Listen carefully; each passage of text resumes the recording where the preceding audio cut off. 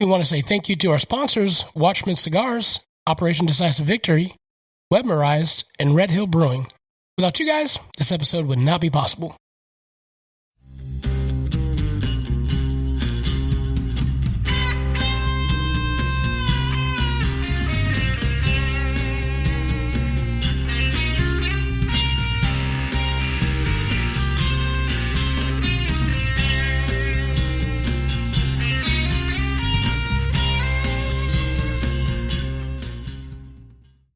Hello, everybody. Welcome to a brand new episode of the Southern Fried Philosophy Podcast, where it's our take on life, liberty, and the pursuit of gravy, while you, the listener, are invited to the front porch, grab a beverage, and set a spell. We've got a great show lined up for you, as always. But before we begin, let me introduce you to our starting lineup, tying on their shoes and running on the field, running the Facebook Live, the videos, the YouTube, the Twitcher, whatever, all of our videos. We give it up to our main man, Magic Man. Hey, everybody. How's it going? And behind the control deck, it is our producer, Brian. Hey, guys. And, of course, I be your illustrious host, Biggun, and how about you? Again, we've got a great show lined up for you, but if you may not know, producer Brian is going to tell you where you can find all of our socials. That's right. We are on the Facebook at Southern Fried Philosophy. You can check us out on Instagram, Twitter, not quite YouTube, Twitch at SFP Radio. Always email the show at sfpradio@gmail.com. If you're interested in supporting the show or if you're interested in becoming a sponsor, email sfpradio@gmail.com. If you want to help support the show in other ways, patreon.com/sfpradio. We'll send you some merch. There's a couple levels there, I believe. There's hats, there's t-shirts, there's one-on-one time with Biggun. So you can always check us out also at iHeartRadio, Spotify, the TuneIn app, and anywhere podcasts are streamed. Yes, sir. Yes, sir. I want to say thank you guys for supporting the show, hanging out with us. I know you could be doing a ton of other things right now, but you are spending your time either listening to the show or watching us. We really appreciate all of our listeners, viewers, subscribers, whatever have you.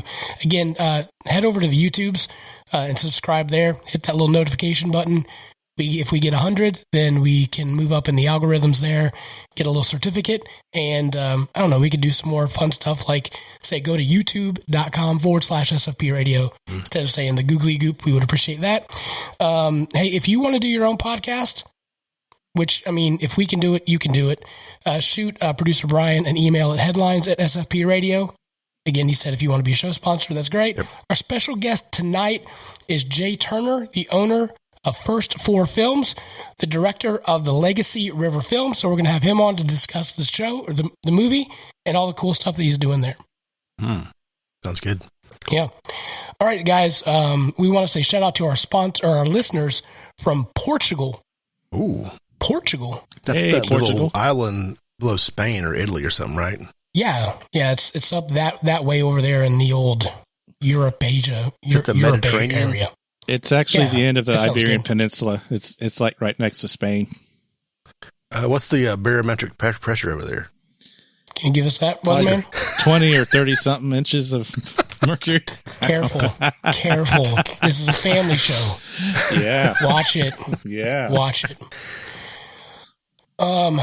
So thank you, Portugal, for listening. We still need Alaska. We're going to be working on that this week. Just things were happening, and we just couldn't get to it. So one of these days, we're going to get to it. All right, so I'm going to ask you, gentlemen, like I ask you always, Magic Man, how's the weather? Oh, gosh. Yeah. Weather, a little bit chilly today, wasn't it? How about it? Yeah. Yesterday, Feels like February or March or something, but no doubt. Yeah. How are you doing? Nice. Tell our listeners what's going on right now. So I'm land of Magic Man. Pretty darn loopy. I have a tree nut allergy, and my wife and I got into some chocolates that we've had sitting around for a few months that were a gift to us. And wait, let's pause though. When did you get said chocolates? Christmas. Yeah. He got these at Christmas, and it's 5 months. Five months, Okay. and you're getting into these chocolates. Yeah. So I got one that I thought would be safe. Looked like it just had marshmallow or whatever in it, but somehow it had some kind of nut shell around it, or I don't know. But got the old swollen tongue and mouth itching, throat itching, that kind of stuff. So I took a Benadryl, and now I'm ready to fall asleep. So if anybody sees me fall asleep, with an IPA. Yeah. No, I haven't. I actually don't have any alcohol to drink tonight, so I'm gonna have to. It's probably a good thing. just to note, the views and opinions of those of Magic Man are not necessarily those of the sponsored show or our guests, but they should. Actually, they probably shouldn't. So if he says anything, that's not on us. It's the Benadryl. Yeah, or if I fall asleep. Or dude, I'm telling you, Benadryl will knock me out and or just, like you said, give me loopy. And if I have 2 of those, I may not know where I'm waking up the next morning. I purposely just took one because I knew I was doing this and I didn't want to just, be completely zonked out. So it actually might be kind of funny. It's going to be like if you're on Facebook Live, you get to watch Magic Man sleep in front of his computer all night because he forgets to shut the stream down. We get to see that big puddle of like spit, forming at the bottom. Yeah. You know you've had a good sleep when you wake up and there's like drool everywhere, right? When you wake up wet. Oh yeah. That was a good one. Yeah. All right, producer Brian, how you be doing now that you're back from admin leave? I'm good. Yeah, I learned my lesson. Maybe. That box of Krispy Kremes will get you. Yeah, golf club. So I think I have a problem, fellas. It's been, I think, 2 weeks since I've been on the show. It's been, yep. I've had at least 4 chicken sandwiches in that time. 4. And 2 of them in one sitting. 2 in one sitting. I don't know when to stop. Yeah. Oh my gosh. Okay, which chicken sandwiches were these? Okay, so nothing but the best, right? So okay, I went to Bojangles. I was on my way out to go turkey hunting, so I stopped in, I forget where I was. Got a Bojangles Cajun filet sandwich. And, we kind of downplayed the mayonnaise during our bracket, right? Okay. Well, they didn't put any on my sandwich. Oh. Listen, that's important.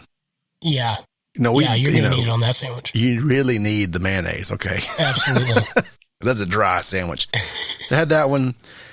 I had the Wendy's jalapeno popper chicken sandwich. Okay, so you went out of the gate and got one of the fancy ones. I wanted to go, I've had all the plain ones, right? Sure. So why not try one of the prestigious sandwiches? All right, the premium. If you like jalapeno poppers, it's a fantastic chicken sandwich. I will say that. It was if you very, don't very like good. Not good? If you don't like jalapenos, it's literally jalapenos and like that cheese is on the inside. Oh, okay. On top of a chicken sandwich. So, Magic Man, your thoughts? Would you like that? Do you like jalapeno poppers? No. Okay, so I'm the only one here that's going to eat this chicken sandwich. Probably. It's fantastic. You're out. I'm out. Anyway, and then was it last week? I was heading out and I got 2 Chick-fil-A sandwiches, 1 spicy, 1 original. Did you eat them separately or did you stack them on top of each other? Well, I was driving. I ate them one after the other. I think I started. I just reached in and pulled a sandwich out. Okay. So I started spicy. It's the red bag, in case you were wondering, as opposed to the white bag. Okay. There's red with white lettering and white. I never even thought about looking at that. But anyway. Makes sense. I like the spicy sandwich. So it's good. I read an article in Nashville and Hotlanta. Chick-fil-A is going to start doing chicken wings in those markets. Oh, chicken wings. Yeah. How interested would you guys be in Chick-fil-A chicken wings? Well, I'm interested in any chicken wings. Okay. Chicken wings, evidently, there's a shortage of them, and we're going to be having a crunch of chicken wings, evidently. Really? Wow. Yeah. But I wonder, I was thinking about it. I was like, are they going to put them in their own sauces? Like, will you have a Chick-fil-A wing in Chick-fil-A sauce? Oh, I think we're going to toss them? Can I get a Polynesian sauce? Come on with it. Like original fried. This could be a game changer, y'all. I'm in. We're going to Atlanta. I'm in. Road trip. Right. Yeah, but it's only for these select markets, and there's like it's like called like the Blue Menu or something like that. Going back to Kathy Truitt's, like doesn't his Chick-fil-A original in Atlanta have like the sit down, like nice restaurant that doesn't actually serve Chick-fil-A food? I don't know. There's like a menu where you can get like a cheeseburger or something in there. Crazy. But in that market, they're going to do chicken wings, so should be interesting. How you be doing? Y'all, I was out again last week. So just to recap, we had COVID. I had COVID. Then probably 3 or 4 weeks after that, my foster daughter got the stomach crud and then gave that to us for 3 or 4 days, and that was lovely. And then my wife and daughter got healed up, and then all of a sudden I got bronchitis. So I can't win for trying, and it's been a handle. So it's been one thing after another. It's been so I'm sick and tired of being sick and tired. So it's got to the point where I'm like, I'm going to start taking every possible vitamin there is and become Superman. I don't know. What's that zinc stuff? There's like, I forget what it's called. My wife takes it when she thinks she's going to be getting sick. Yeah, it's like a zinc vitamin. Airborne. That's it. So you put it, it's not, maybe there's no zinc in it, but you put it in a little bit of water, shake it up. Huh. Maybe I just need to take it's that. Like an immune booster. Let's add that to the list. Yeah. Zinc stuff. All right. All right, so let's go to the phrase of the week, the Southern phrase of the week. I mean, guys, this one's a gimme. It's bless your heart. A phrase used to show appreciation to someone who brings you a glass of sweet tea, or just something just nice in general, or as a sympathetic phrase to let that person know that he understands the difficult time that you are going through. It can also be said sincerely, but when said in the South, it can also have an edge to it, and it can be accompanied by a good-natured shake of the head, a sympathetic phrase usually uttered when the speaker believes the recipient to be sweet, but misguided or stupid. I mean, you could either be, that could be a thank you, that could be a, honey, bless your heart, a few fries short of a Happy Meal. Or, you could, just generally be like, hey, that person's doing something nice, so appreciate that. Yeah, so I have a story with this one. All right, go ahead. All right. My mother-in-law from Pennsylvania found out about the usage of this phrase and got very offended. Because she thought Southern people were just being nice when they were saying that. Like all the time. And not, got a little twang to the it. hamster fell off the wheel. I'm sorry there. Yeah. That's funny. Obviously, Magic Man, we've used bless your heart multiple times, probably even tonight before the show. I've said that once already too. So, yeah. Let me ask you guys this. Magic Man, again, I know you didn't make it through the little kid years, but Producer Brian, I'm going to ask you and maybe our listeners, viewers, if you can possibly tell me if I think, because I think Small Batch is punking me. Like, I don't know if she if she's capable of understanding how to punk somebody, but I think she's doing it. Okay. So we'll be at dinner, and then my wife will say, "Who's this?" And she'll go, "Mama." Like, okay, great. And then my dad will be there. "Who's that?" "There's Papa." Okay. And then they'll point to me. "Who's that?" "Mama." I'm like, no, there's Dada. And then who's that? And we point to Jess, Mama, Papa, and then back to me, Mama. Like, no, you don't understand. And we keep doing this, but then we'll be walking, I'd be taking her for a walk, and she'll be screaming Dada. Like, she knows how to say it. Mm-hmm. She says it all the time. But she'll never call me Dada. She calls me Mama. So can she possibly be punking me? Yes, absolutely. Okay. She knows what punking is. Yeah, not in those terms, but especially if the way you're reacting to it, she wants the attention and it's entertaining. That's what it comes down to. But we have Actually, we just watched it the other day. My son, when he might have been 1 or less than 1. He was actually, he had just turned 1. Okay. And I did the thing with my kids where I would teach them how old they were. So if someone asked them a question, they would hold up a finger. So it looked like they knew what they were. I mean, It was a kind of a hypnosis kind of thing. But I worked with my daughter. I'd say, how old are you? And she would hold up whatever number of fingers it was. Because I would ask her the question while holding my fingers up. Okay. And there's a whole thing where I was asking my son, there's a whole video. We have a video. It's kind of really funny. I'd say, hey, how old are you? And he would say 2. And he was 1. I say, no, you're 1. How old are you? 2. And I say, are you 2? And he'll go, Like he's like totally having a thing with me. Okay. Playing around. So, and he was probably younger than Small Batch is now. Right. Okay. So she's totally messing with you. She knows what she's doing. Yeah, exactly. Because now at this point, I'm just like, forget it. I just quit. I'm done. Yeah. One of these days, like you'll. At least she's not saying not the mama, right? Right. Remember the old dinosaurs? Little dinosaurs. I remember that. Yeah, that frying pan. With the frying pan. Yeah. I'm the baby. Gotta love me. Not the mama. Yeah, it's on Disney Plus. By the way, that was perfect. Like you nailed it. Good job. I'm the baby. Gotta love me. Oh. It's a little creepy. Yeah, or you can record it and use it for future sound bites. I mean, Oh, there you go. I'm giving you some material. Yeah. There it is. Last week we had on the show our folks from Grill Rescue, and we had Mojo back on. It was great to have him on, and so I was just kind of I was going to give everybody on the show a free grill brush so they could use them, and then. Anthony was nice enough to say, look, I'll send you guys grill brushes.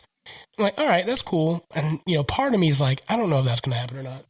But we did get in the mail our grill brushes here, our Grill Rescue grill brushes. Everybody got one. So I want to say thank you to Grill Rescue for that awesome gift. Thank you, Grill Rescue. Yeah. So this summer, we're going to get our grills out. Magic Man, did you check and inspect your grill this week? No, not yet. That'll probably be this weekend. My wife and I are planning on doing some stuff, yard work and stuff. So I'm glad you clarified. Yeah. All right. Okay, good. So appreciate them. So listen, go to grillrescue.com. We put on our Facebook page their petition to get rid of those metal brushes. So, I don't know if that's going to work or not, but good gracious. I'm telling you, I almost died on one, so please make sure to grill safely, my friends. All right, so the other thing that I wanted to point out, too, is we had a guest on a couple weeks ago, Doug Knoll, and you'll remember, I'm sorry for the shaky, he wrote the book, De-Escalate, How to Calm an Angry Person in 60 Seconds or Less. Producer Brian, you had the task of seeing if would de-escalate. Have you tried to de-escalate using said? A little bit. Okay. A couple times. It's hard to get out of my patterns. It's hard to change your little bit. Yeah. I've tried a couple times, and I don't know if I can't tell if it's working or not. All right. Well, and I brought that up because I was on the phone with a coworker who happens to listen to the show. I'm not going to say any names. Just I don't know if they want me to share that or not. But this person said, I heard the show, and the next day I was out at a kickball game, and and he remembered the guest and whatnot. And then so one of the players got into it with one of the referees. And they were yelling and screaming at each other and whatnot. And he said to himself, I think this is a perfect time to use my de-escalation skills. So he walked over to the ref and he looks and then the player and he goes, I think I got this right. He goes, you guys are angry. And then he said at that point, they just stopped yelling at each other, looked at him and was like, yeah. And then they looked back at each other. And then they left. It broke up. So evidently, what, 3 words? You look angry. Right. Wow. Not you look angry. He's like, you are angry. And then they just looked at him like at a confused look and then turned around and walked off. So evidently it clearly works. Wow. So, that's pretty cool. So I thought that was kind of a fun story. And he said, also, I've read reviews on it, and some people will say that if you try this theory, you can get punched in the face. He's like, luckily, I did not get punched in the face. That's a risk. That's a risk. I mean, remember the guy that wrote this stuff is like a triple black belt in a couple of different martial arts. So that's right. He ain't worried about it, right? So I'm wondering maybe you should get the triple black belt first, and then try to de-escalate. Maybe that's the key. But anyway, I thought that was pretty cool. Also, I want to say, if you listen to any of our shows and find any of our guests like entertaining, helpful, just cool, whatever, we would really appreciate it if you hit them up on Twitter, Instagram, what have you, and just say, hey, I listened to you on the show. This was awesome. This helped me, or thought this was funny, or it was entertaining, or what have you. Just, hit them up on those socials. Let them know that you listen to them on our show, and that really helps us as well. So we would really appreciate that. So just, that would be great. We have literally tried to give money away, and it is not quite happening as I thought. A couple of weeks ago, we decided we're going to do a teacher appreciation where we give a $50 Visa gift certificate. All you have to do is just put a teacher on our Facebook page. Just tag them. Holy moly. What was that? Did you guys hear that? Yeah. Yeah, I heard that. It was like a Thunderbird just crashed into the window. A Thunderbird? A giant like an albatross? It's like a pterodactyl. I've actually had birds hit my window this year, too. Is the window intact? Yeah, no, window's good. I think he was looking for gas. I don't know, but good night. That was a big bird. That looked like a chicken. Was it I'm yellow? not even joking. Oh. Yellow. So, okay. yeah. Just yellow. leave that Big out there. bird. I'm just, Oh. See, I got you, Don't Brian. say that to small batch. I'm flying solo here. Sorry, guys. Yeah, sorry about that. It took me a minute. I'm recovering from that. Benadryl in my We're system. going to need to get a clip of that Magic Man that needs to be like a meme or something. That's his facial experience. If you guys need to go check out the YouTubes, watch Biggun lose it when he sees a bird come crashing through the window. That's all I'm saying. Oh, yeah. And while you're there, hit subscribe. That's right. Perfect. So, going back, we've been trying to do this teacher appreciation, $50 Visa gift card. Just tag somebody as a current teacher, and we'll give them a $50 Visa gift card. Y'all, the response was underwhelming to say the least. We've had two people tag. So I was like, y'all, $50. I mean, that's not a lot of money. Yeah. I mean, that's a good chunk of change. That's a full tank of gas if you can find a place to. That's 2 trips to the gas station. Yeah. No doubt. Because you can only put 40 in at a time. So, Jason Conley and Ali, this is not right. It says gamer, but I think that's wrong. Let me try to find that name real quick. Sounds like we got one then. It's easy pickings. No, it's not. I just misplaced. I almost put my wife's name down.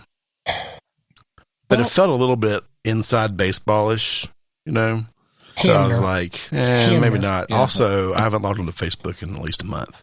Yeah. And that's kind of an ordeal for me because I don't use it a lot. Yeah, I said, there's no stipulations. Or even know how to post things, which is really the problem, like how to comment. Right. I have no idea how to do that. I need lessons. You run most of our technology and you don't know how to post on Facebook. Facebook's different, man.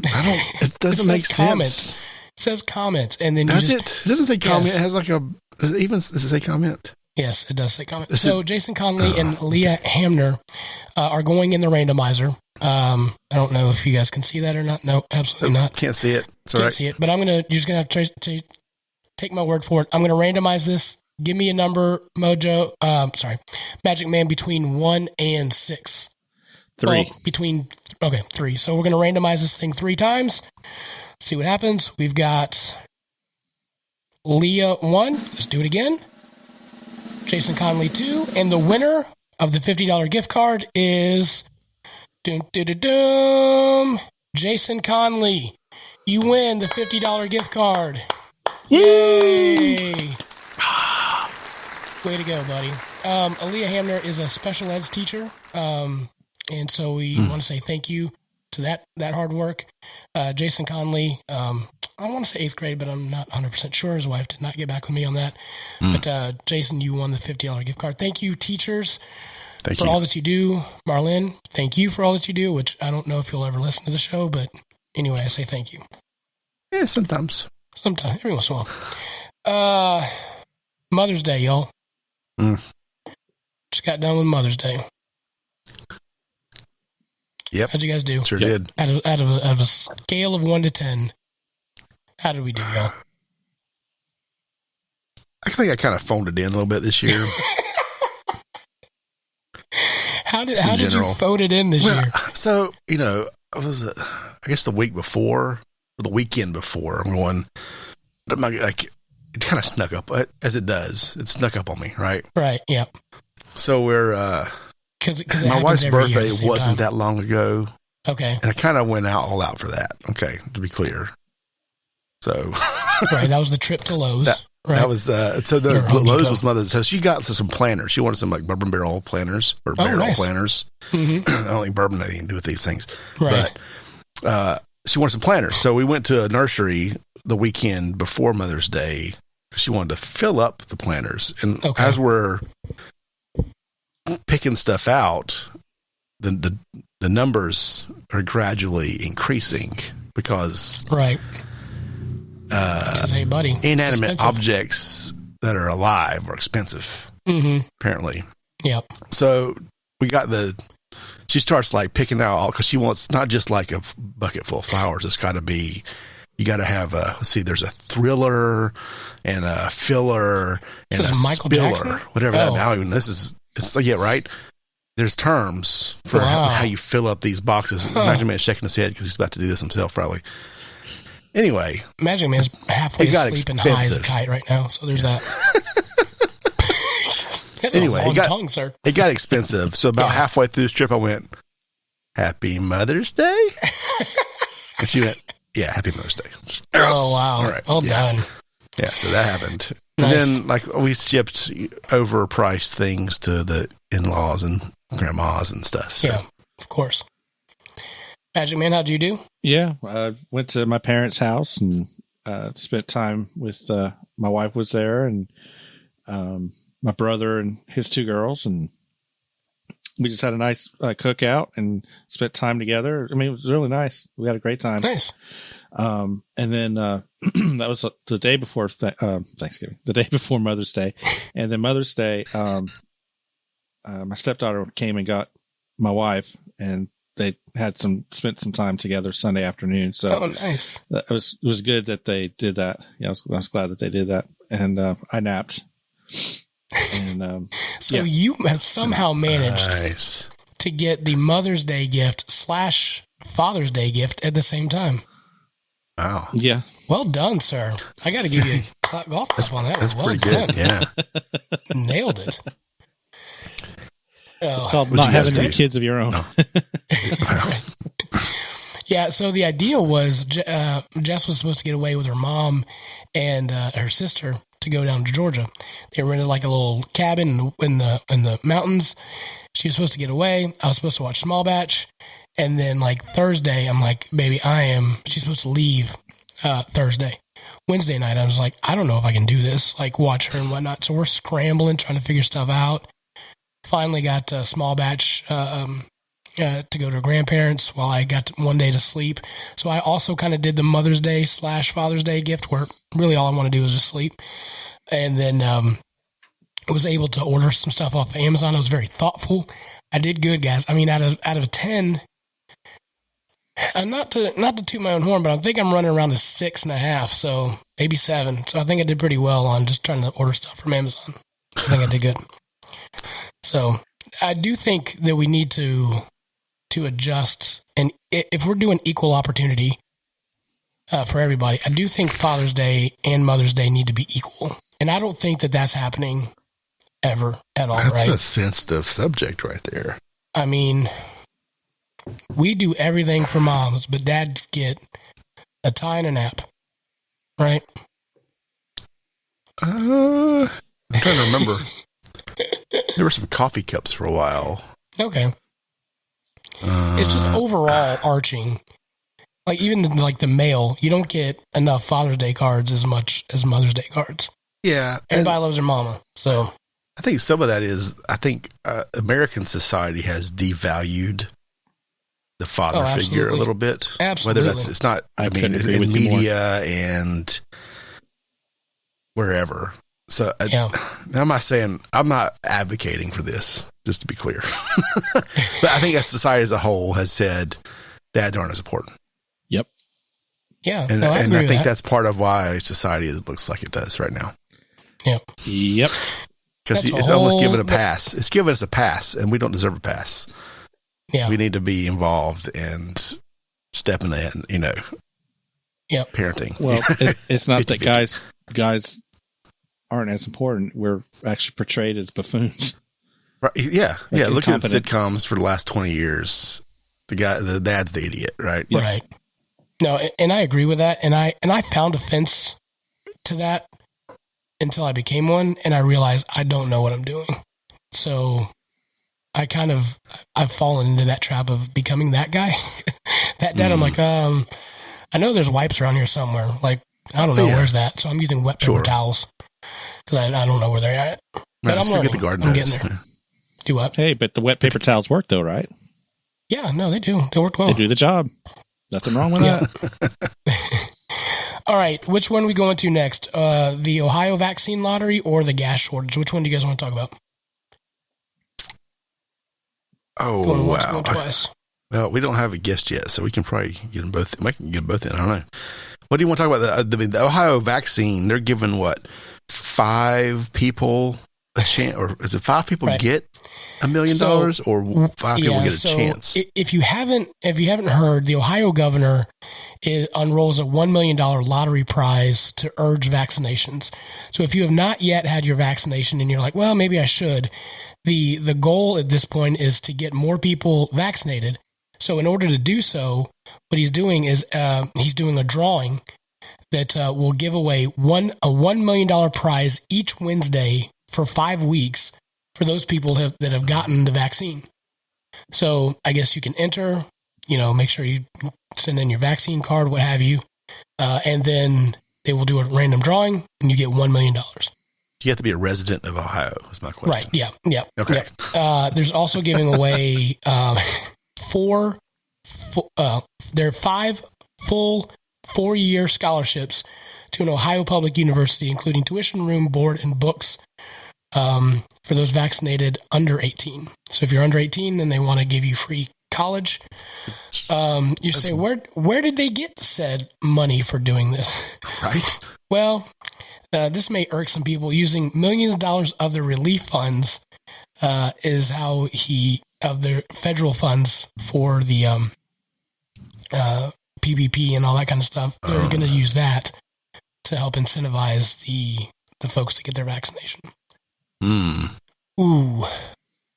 That's tricky.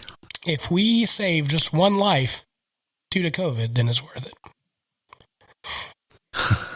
Y'all. Wow. Y'all.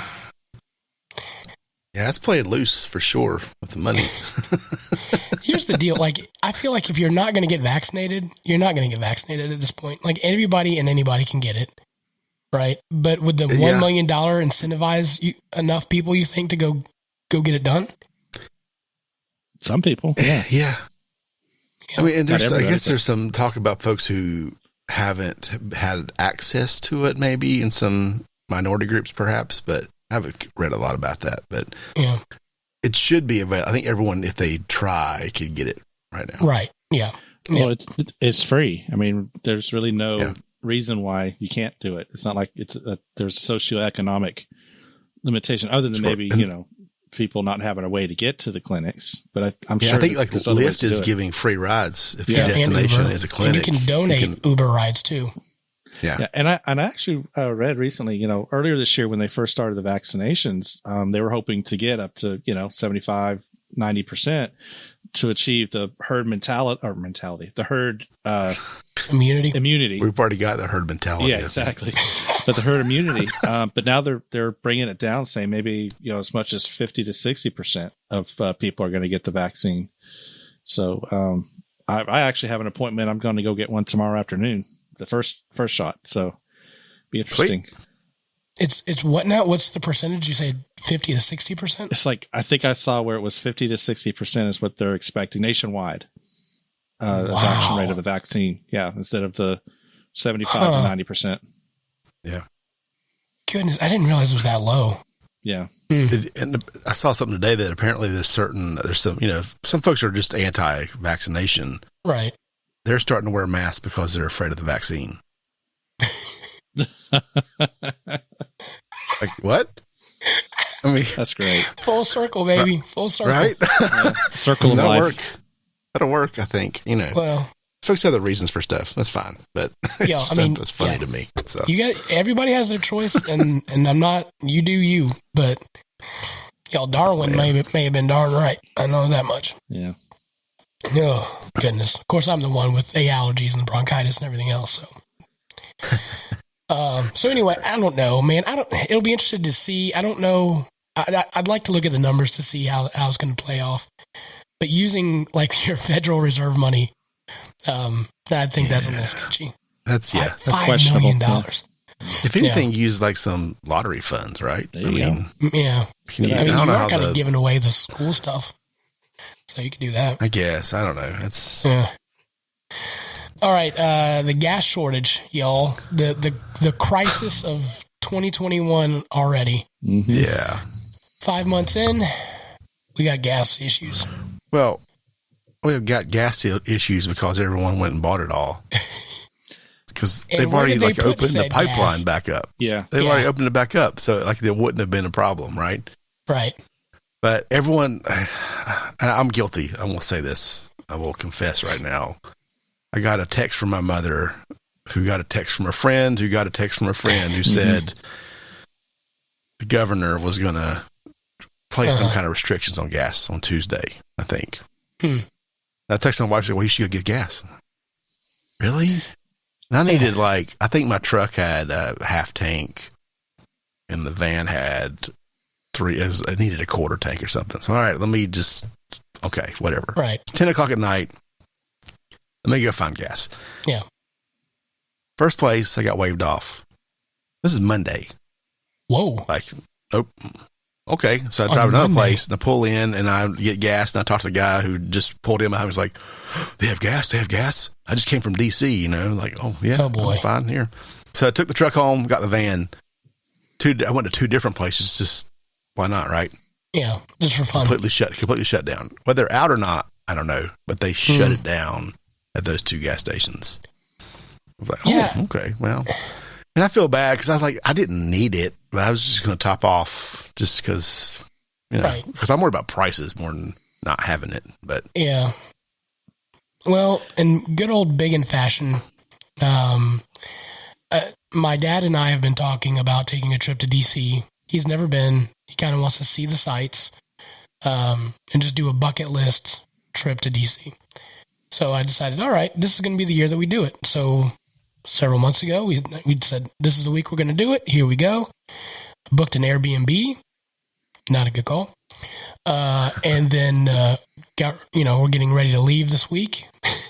And it happens to be a gas shortage between here and DC. So I'm like, out of all the weeks that this would have happened, this is the week that happens. So my dad's a little worried. I think I'm not nervous, but on the other hand, if I see gas, I'm going to pull over and get some. Yeah. So, I think this whole thing's a smokescreen to cover up the real crisis. Oh, no. And that's the Chick-fil-A sauce shortage. Yeah, that is true. There is a sauce shortage. You can only get one. If you go get chicken nuggets right now, you get one packet. What is this world coming to? That's like communist Russia right there. I think what they're doing is they're forcing you to go buy the big bottle. They're like, I've got two of them. Mm-hmm. They stay in the fridge, but so you will not hoard. hoard gas, but you will hoard Chick-fil-A sauce. I almost went out and bought some when I heard that. Could get that bottle of Polynesian sauce, you know. You like the Polynesian sauce, don't you? I love the Polynesian sauce. You put that on some coconut shrimp. Oh, now come on. There you go. I'll give you that. It's not just for Chick-fil-A food. Yeah. Yeah. And now, our feature presentation. All right. So our special guest is Jay Turner, First 4 Films, the director of Legacy River. Jay, you've been on the show before, so welcome back. Thank you for coming on. Yes, sir. Thank you for having me. Absolutely. So, Jay, you've got this Legacy River movie coming out, and we'll talk about that. But more importantly, you recently had another creation come to life. What's it like being a new dad?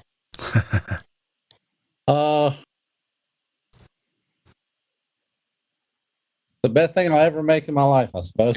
Can't stop that. Right. I guess the thing is, you don't understand fully, even if you try to, what everybody tells you about becoming a parent, what to expect.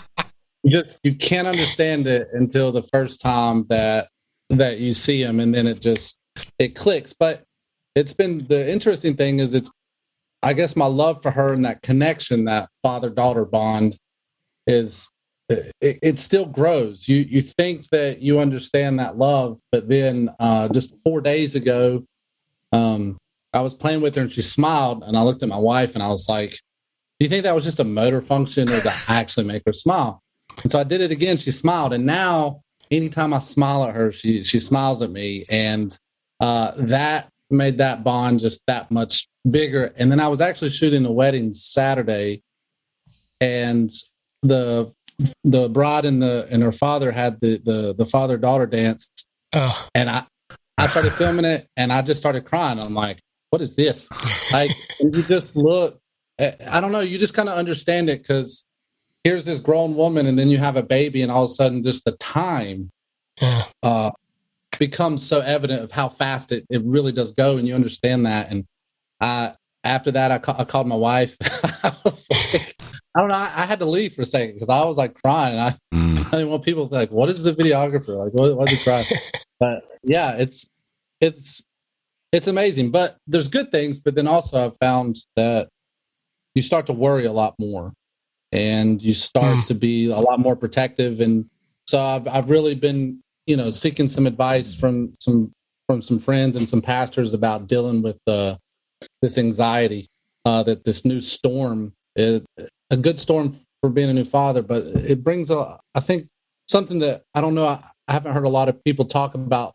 Everybody talks about the good stuff of becoming a parent, but the anxiety that comes with that, the kind of the bad side, it's kind of, I don't think people tell you about that. So, but it could just be a personal experience. Yeah, well, your lens, the way you view the world changes when you have kids. Like I have a daughter. I have a 7-year-old, and it changes the way you look at things, for sure.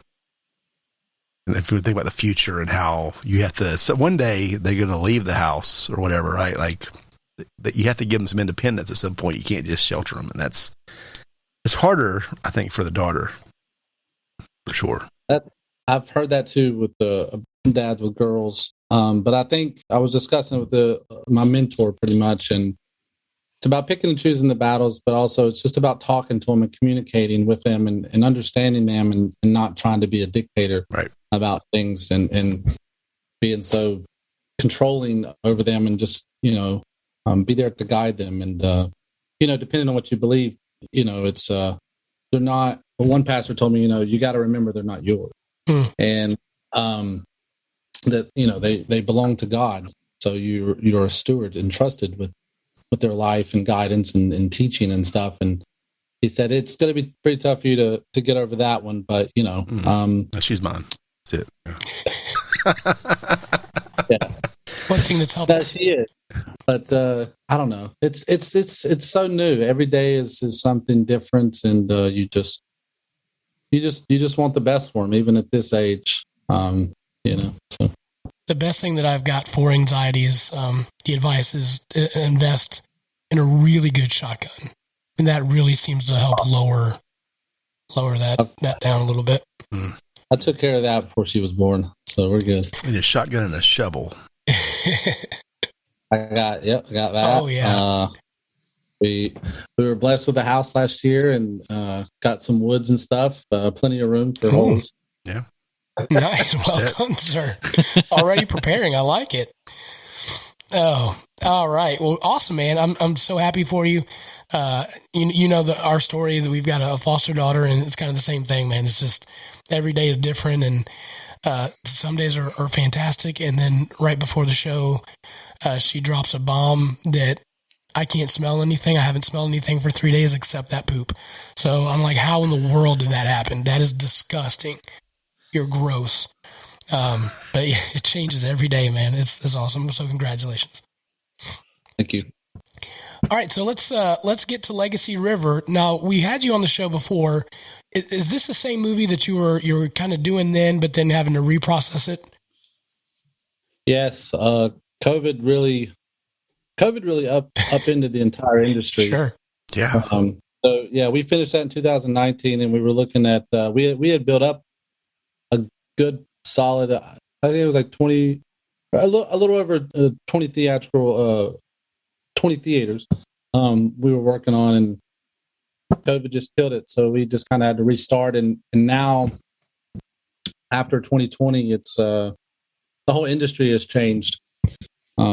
So yeah, it's the same film. So we've essentially been waiting to release this movie for going on a year and a quarter, 3 quarters. Wow. So I feel like you were on just right before things shut down. Am I right about that?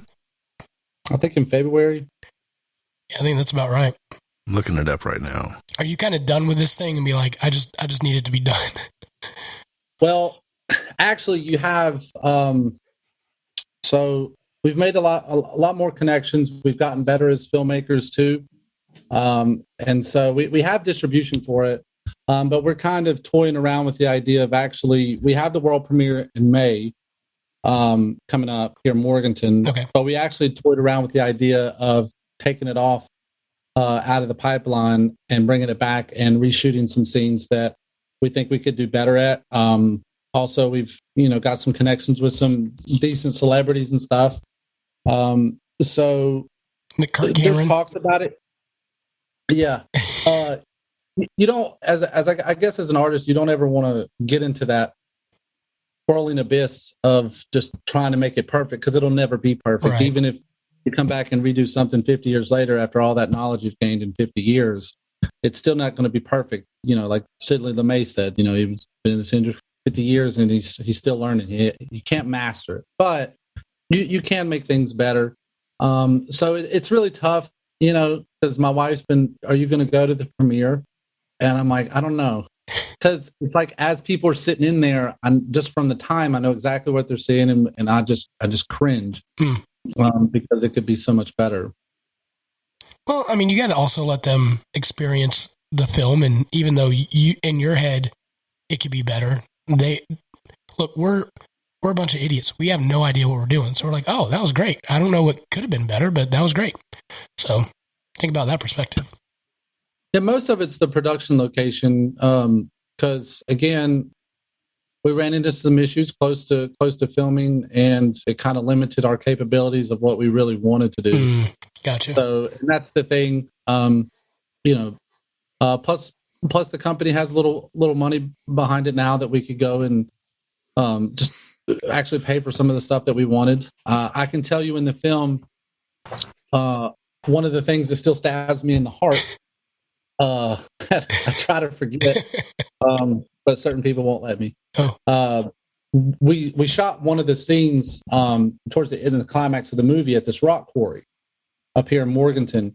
And at first, the people that own the rock quarry wanted to charge us, I think it was close to like $20,000 to shoot there. And I said, it took about 3 months to get them to say, okay, come in on this day, don't use anything and all that stuff, and we'll let you use it for free. Hey.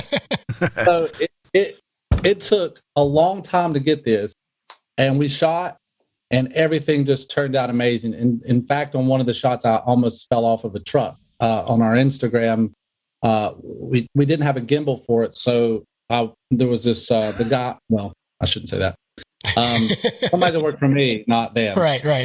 They had a truck bed topper, and I laid on the back of it. And as the cops, the police officers came like speeding in, he was going in reverse as I was like holding the camera. And it turned out great. Then we got to post everything on day 9, including that rock quarry. The files got corrupted. And it was so good because, I mean, the rock quarry scenes, you can think like Arnold Schwarzenegger, like B action movies and stuff. You've seen action in rock quarries, and it's just a really cool setting. And I thought it really added to production value, but we lost all that. We had already paid for the pro crew. All of their days had been used up. So I had to beg and plead, did some deals. I'll film your wedding coming up if you can do this kind of thing. And we couldn't go back to the rock quarry because the time that we had available to do it, it was raining, and you can't, it's so far, it's just, you couldn't get the cop cars out and stuff like that. So we had to shoot at the gun range that's used by the police department. And it turned out good. And it's a real testament to people, how everybody came together to make it happen. So there's certain things in there that people would never know that really, because when I watch it, I'm like, God, it was so good.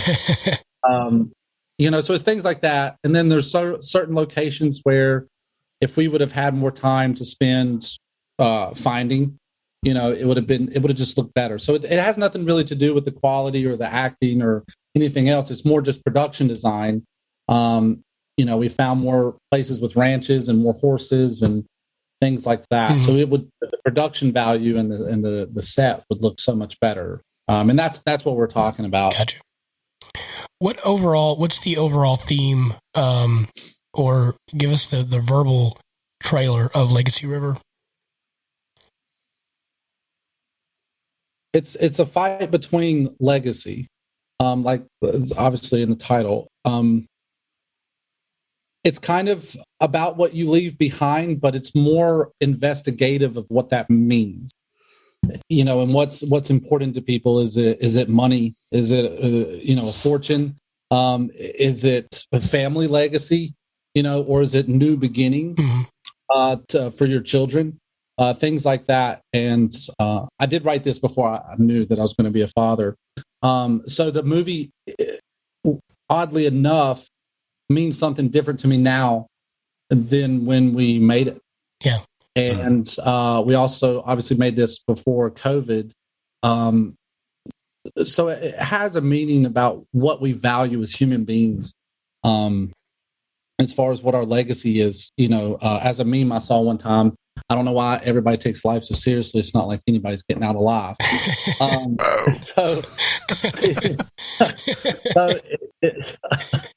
It kind of makes you think. We get so wrapped up, and it almost not makes fun of it, but almost holds up a mirror and shows you how goofy it is to place your peace, your value in money.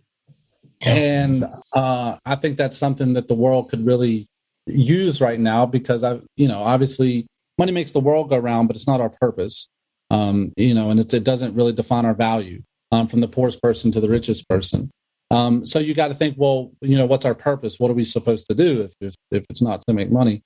And I think it's, what you leave behind, but also it's like, well, why do I care what I leave behind? Because I'll be dead anyway. Kind of like a cynical point of view. So it kind of investigates that too. So it's a modern Western that has like your typical plot points and your drama, as far as the villain and the good guy fighting over land, things like this, and revenge. But I think it's a lot more modern than that. It delves a little bit deeper, and some of the conversations too. I think the subtext of what's being said in these conversations between some of these characters you normally wouldn't see in a Western, because it's literally about the story of the main action, what's going on, how are the characters fighting against each other, and who's going to win. There's some scenes in there that are really heartfelt and real. That's the thing that we've always tried to do, is not sugarcoat things. The film is based off of scripture, but it's not. As I know, people like to pigeonhole me as a Christian director, but I'm not. I think it's just it's an investigation of the scripture, but not putting this candy coated preaching to the choir type spin on it. It's real, and actually, the character that I play in it, Luke, his arc is unresolved, and I don't want to give too much away, but he states his problems, and it's something that everyone can relate to, and we never finish it. That's and perfect I think that's for Legacy River dose, so there's that. Well, watch the movie and then. There has been talks about spinoffs on it, about looking at some of the characters that we did leave open that I think would be really, really interesting.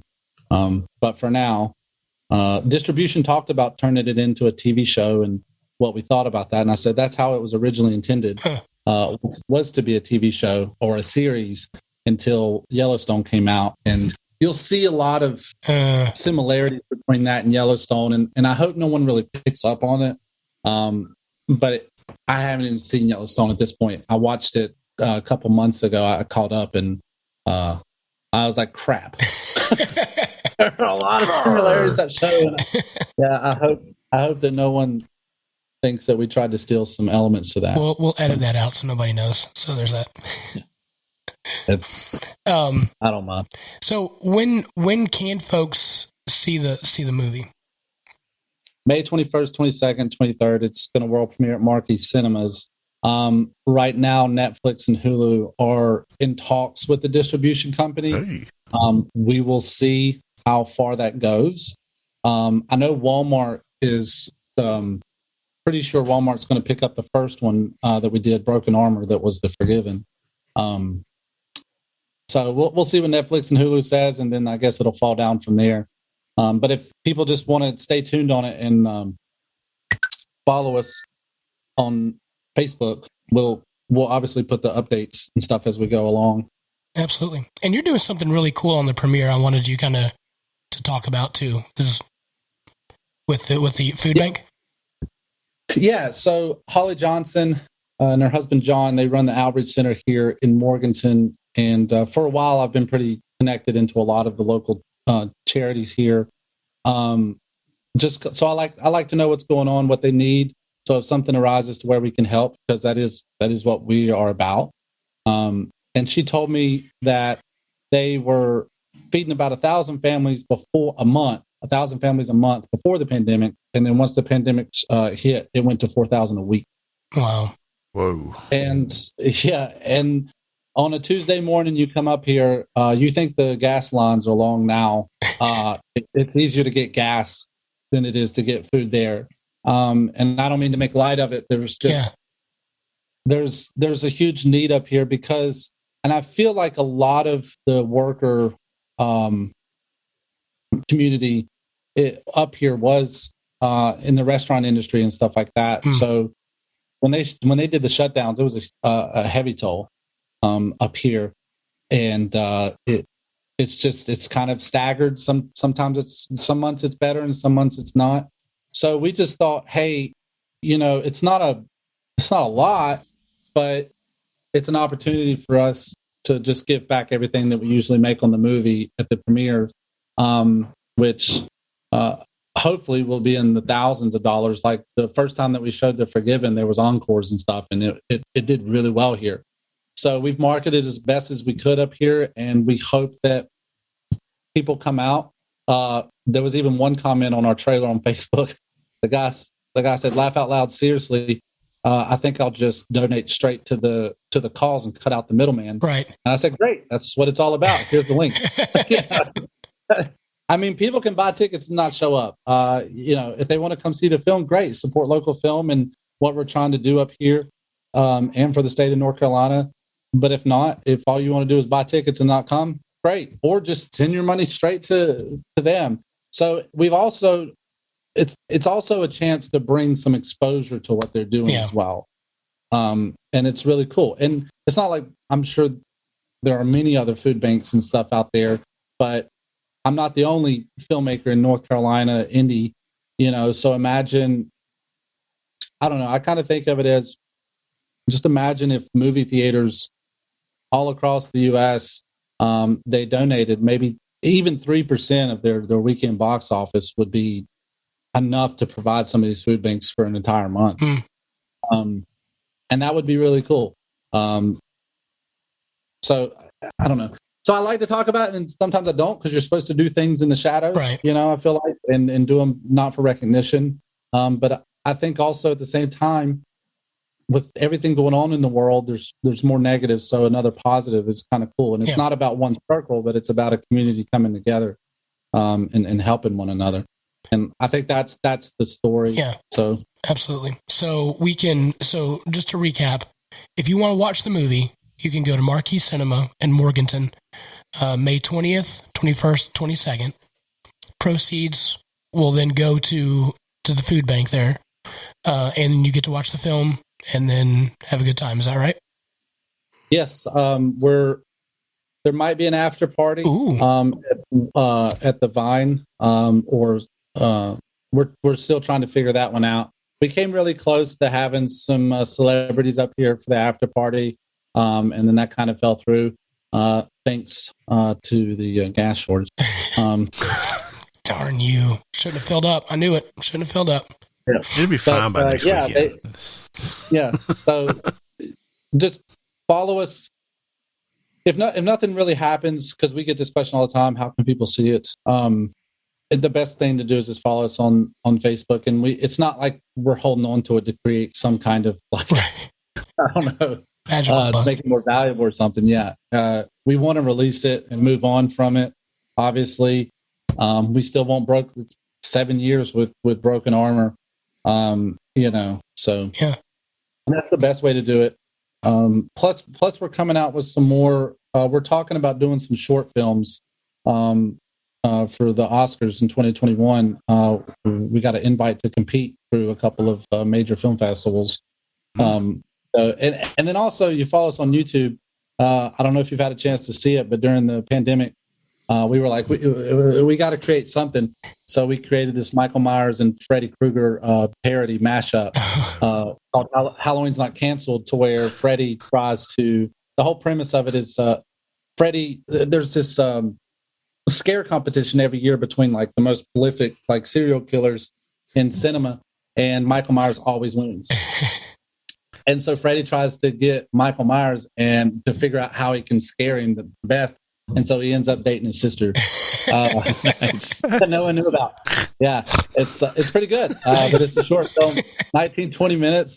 And we're actually going to take that and run with it, because now that I have a baby, Freddie and Michael's sister have a baby, and then there's going to be like this brotherly thing, and Thanksgiving and all this stuff. So, yeah, it's cool. That's funny. Wow. Very cool. And you also do commercials and things like that too, right? So you've done some for Watchman Cigars. I've seen the JB Raider one. Like, those are really good commercials. They're legit. Thank you. The Watchman Cigars, I've been after Leon for several years, and finally he said, "Hey man, you wanna do it?" And I was like, "Sure." So I came down there. We shot that in like 35 minutes. I put it together that night. And gave it to him. I think we could do something a lot better. But the JB Raider stuff, we just released the commercial for his Honeycrisp apple, and that was really cool because we got to talk to JB on that. And so we took a different approach on that commercial, and we said, instead of talking about what we think it's about, why don't you tell us? And so a lot of the script derived from an interview that we were working, that we interviewed JB on, and it doesn't hold back. That's for sure. Yeah, no doubt. No, it's awesome.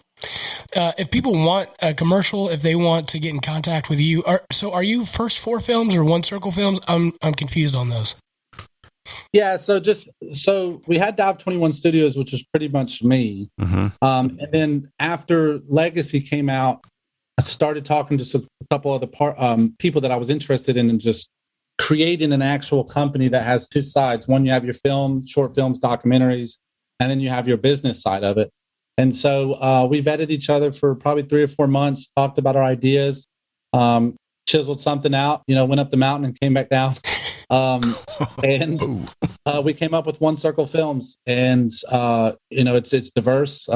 People have different backgrounds, and this is before the whole racial tension thing. But we just thought it was really cool because there's different perspectives coming in from a creative standpoint, and so we started One Circle, and it kind of grew into something really big right now, to where we have we signed one national client, and so we're really growing. And the whole idea from that is we take the money and put it back into our films, so we don't have to try to find funding somewhere else.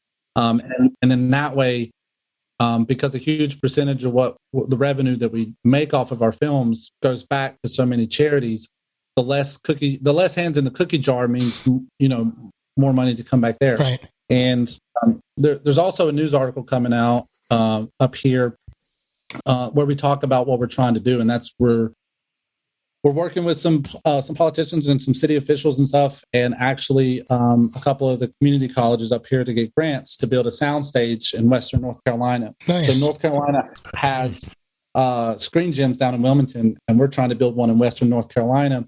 And the cool thing about this is it would create jobs, internships, and stuff. But the whole point of that is a good about 10% goes back into feeding, like essential stuff for people in need. Not like specific charities, but something that kind of appeases to the general public. From food to an all-in-one fund that if someone's house burns down, that maybe we can pitch and put them up in a hotel, stuff like that. And then we're also building a film festival up here where we'd love for Southern Fried to be a part of that. And it's not just your typical film festival. It's pretty much run like Sundance, but we actually incorporate local businesses, breweries, and all this stuff. And actually what we're going to do is create itineraries for people to buy these weekend packages. They come, they have a place to stay, a bed and breakfast. They have a scheduled places to eat, throw a couple of film showings in there. They get to hike, go to breweries and all this stuff. So it's all encompassing of Western North Carolina up here.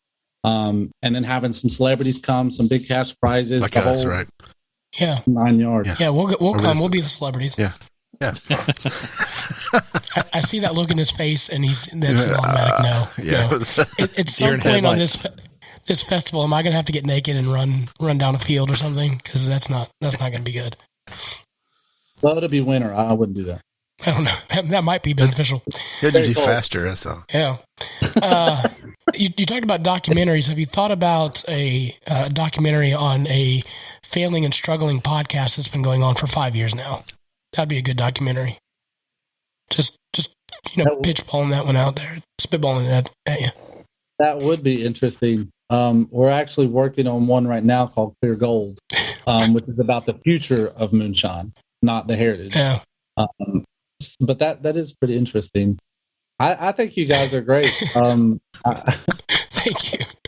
Thanks for stroking my ego. I appreciate it. We need to do a commercial for Southern Fried. It would just be me eating a box of Krispy Kreme. That would be about it.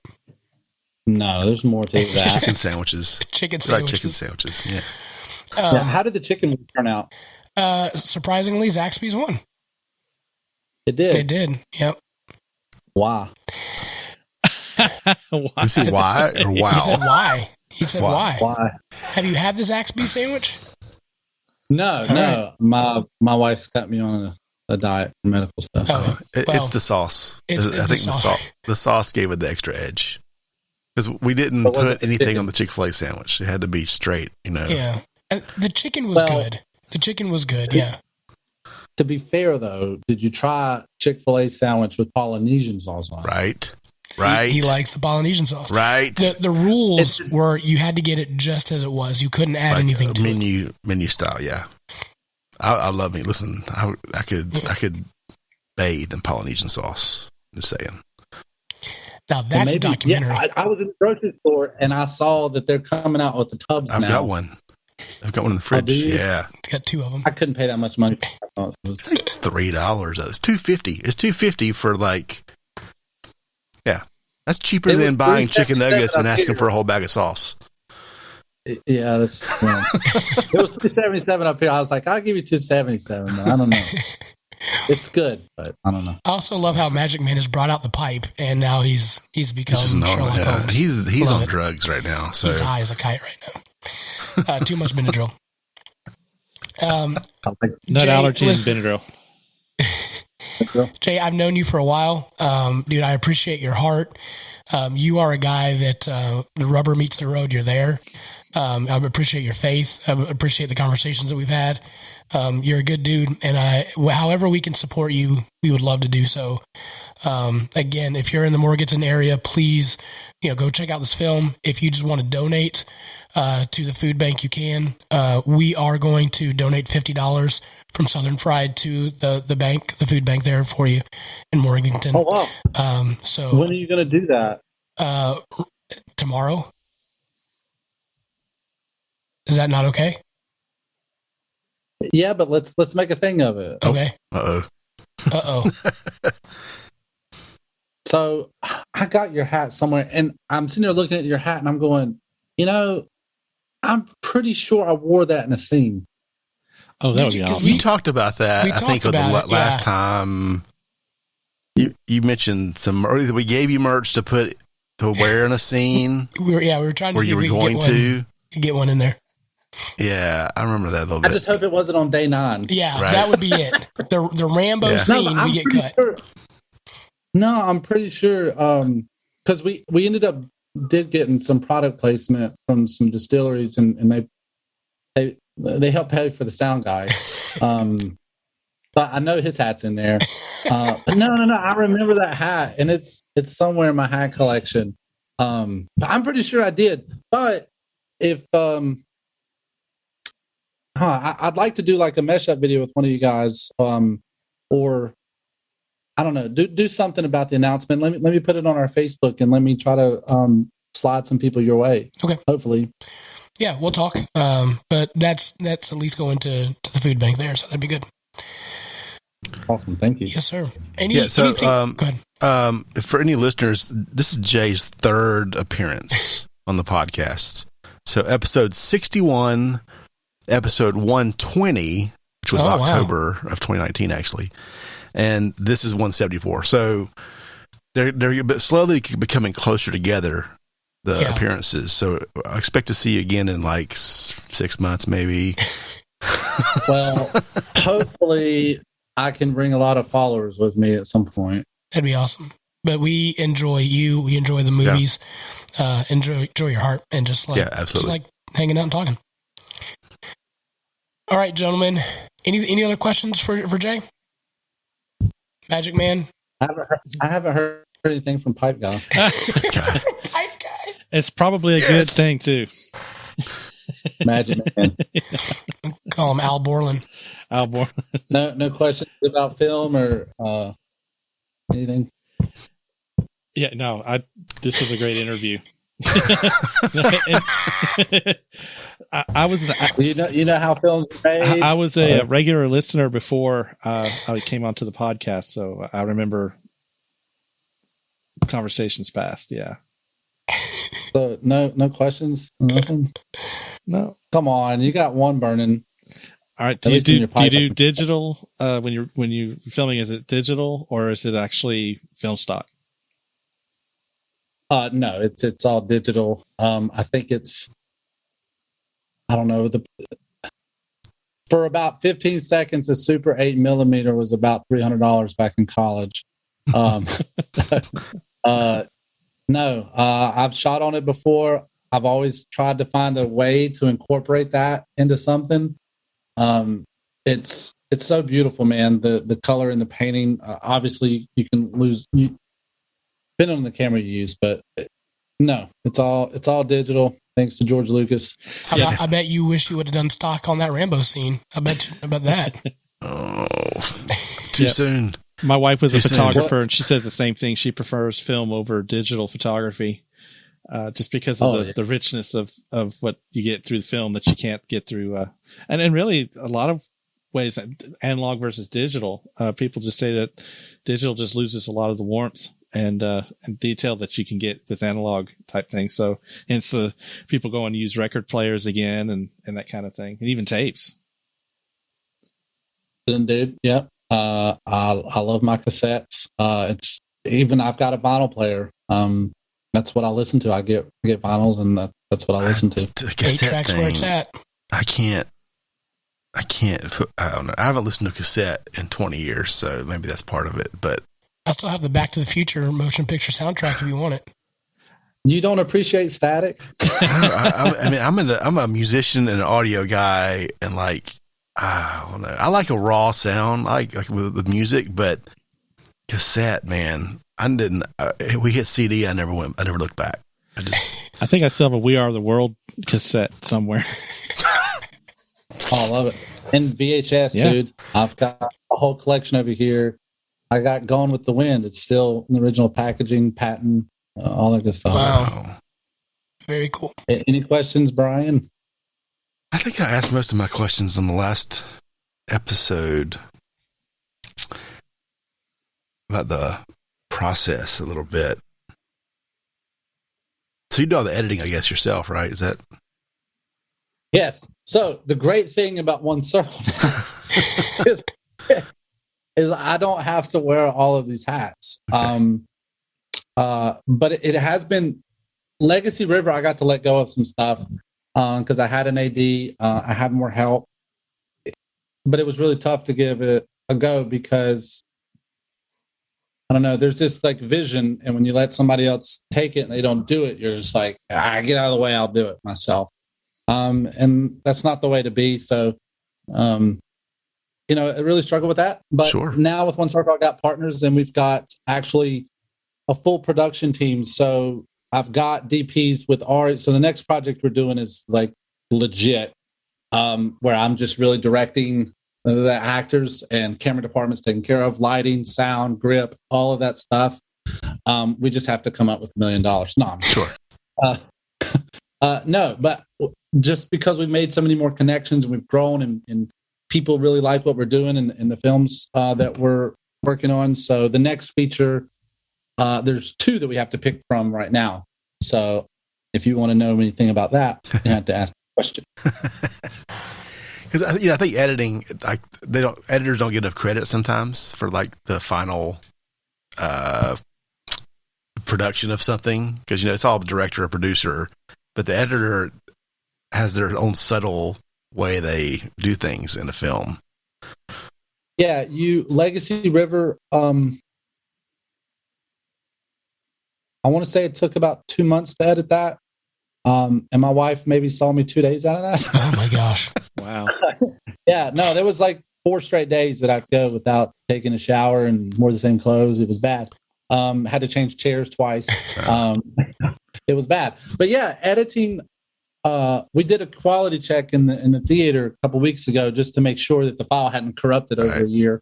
And I was sitting there watching the scene, and I was like, man, that subtle background noise, that little thing right there, that was all Foley, and no one will ever know that all the work that you put into the edit. And you're right, editors are really the unsung heroes, one of them, of the film world. I think sound has gotten enough glory for now. Sure.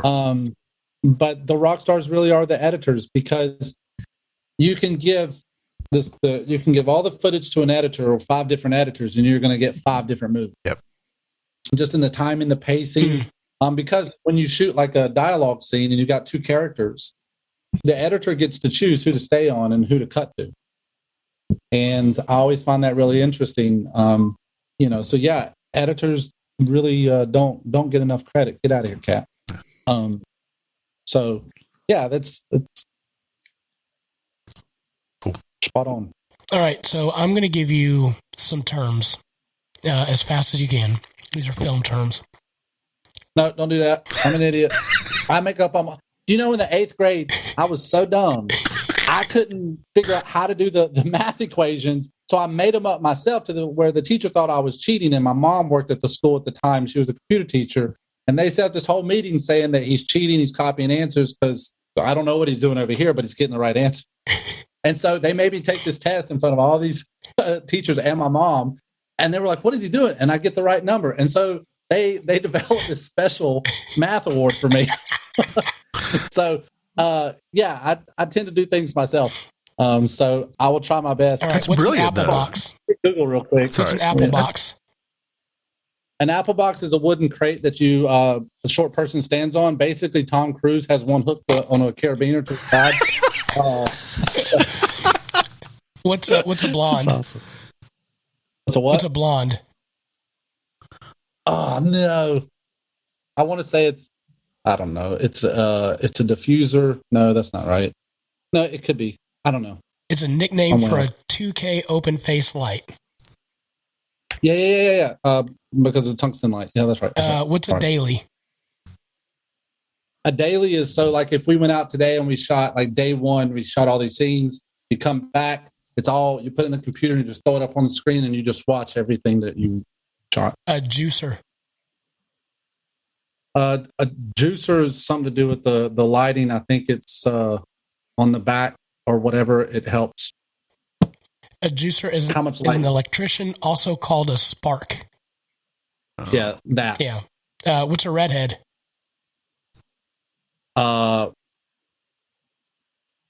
Think about what a blonde is. It's kind of like that. Something to do with light, but I was trying to think of the ex-girlfriend joke. I couldn't think of it. It's an 800 watt open face light. What's a video village? A video village is like you think of like a tent, like a vendor tent. We have all this stuff, and basically it's where all your cameras, like or LCD monitors, where the director is, the DP, people that are handling full focus, stuff like that. So it's where people come to watch everything that's going on out there. Okay. What's the bottle? A bottle? Uh-huh. I don't know. It could be some slang for a restroom. I don't know. It's a lens or something? the lens of the camera. Don't look down the bottle. All right. I've never heard that. Well, there you go. Well, now listen. This is an educational show, if nothing else. Now you know all these fancy terms. And you, Mr. Okay, Director. what's a C-47? It's a plane. Yeah. It's a Plastic really explosive. big plane. It blows up. It's a clothespin. Pretty close. What? It's pretty. All right, so if I'm on set and I go, hey guys, I got a 10-2.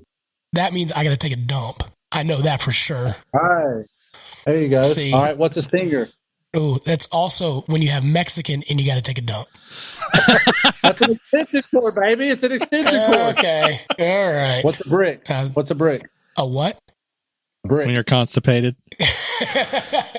Okay, with the poop jokes. This ad's sponsored by Pepto-Bismol. It's the thing that goes on top of the apple cart that Tom Cruise stands on. You could use that if it was dead, but it's a battery. Oh yeah, see, it's pretty close. Pretty close. Okay, I just had to get a couple ones you know. Yeah. I'm competitive. Hey, Put you how on the about like, spot. what about like, what's a grip and what's a gaffer? A gaffer works more in the lighting department, and a grip is more someone that like rigs a bunch of light stands and flags, diffusers, sunscreen, stuff like that. Okay. So gaffer works more with the lighting technician than they do. Grip works more. A grip can work with the electric too, like running wires and stuff like A that. juicer. I got you. See, Yeah. look at me. But some of these times I don't know because I have other people doing it and stuff like that. But also because I'm really dumb. I mean, you have your own math department, so there's that. Yeah. That's That's not, great. that's pretty good, man. Yeah, that's not dumb. Yeah, Finding exactly. your own way to do something. Not at That's all. Pretty genius. I never took that. Jay Turner, thank you so much for coming on the show. We will, if you're listening on Monday, please make sure to buy your tickets or, give some money to the food bank there in Morganton. If not, check out his films, follow him on Facebook. All that information will be out there on our show notes. So you can just click and you can follow and subscribe. And you can also watch this movie that we're all looking forward to seeing, hopefully on Hulu, Netflix, Walmart in the near future. Thank you, guys. Thank you, man. Appreciate it. Thanks for coming on. Yes, sir. All right. Well, if nothing else, we learned some terms, and really, that's the educational piece for today's show. That was fun. I thought we did. We did good. We learned that Magic Man can turn anything into a poop joke. I think That's any what one I'm of right. us can really do that. Yeah. It's not a superpower. I was just following Biggun's sleep. Yeah, no. I can't even think right now. Yeah, I'm just falling big and sleep. That's why I'm picking on you, so you can't come back right now. You're drunk. So, guys, thanks again for tuning into the Southern Fried Philosophy podcast. We do not have a guest next week at this point, but stay tuned. Maybe we can get one in, and that would be fantastic. Guys, again, thanks so much. Please don't forget, subscribe, like, follow us on Facebook, YouTube, all the socials, Insta. That would be great. And again, we'll have all that information out for our show on Monday, so you guys can follow along with the movie. And who knows? We may be movie stars coming up. Never know. Thanks again for tuning in to the Southern Fried Philosophy podcast. And as always, keep looking up.